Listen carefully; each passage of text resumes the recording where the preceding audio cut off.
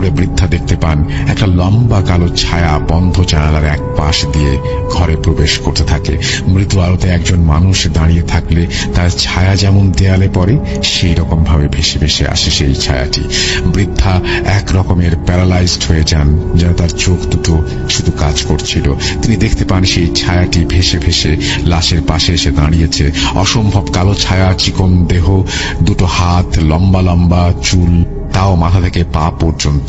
ছায়াটি তার মাথার একটি চুল ছিঁড়ে বৃদ্ধার শরীরের পরিমাপ নেয় এবং সে সেই কুপিবাতির দিকে ছুঁড়ে মারে। সেই চুলটি পুড়ে ধোঁয়াত্মই হয়।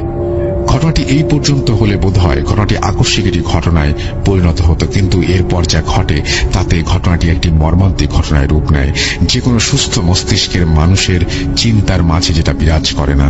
অবয়বটি এক পর্যায়ে বৈঠকখানায় ঘুমন্ত সকল মহিলা ও শিশুদের শরীরের মাপ নিতে থাকে তার চুল দিয়ে। অতঃপর সেই চুলগুলো মুখ উঁচু করে অল্প অল্প করে চিবিয়ে গিলতে থাকে।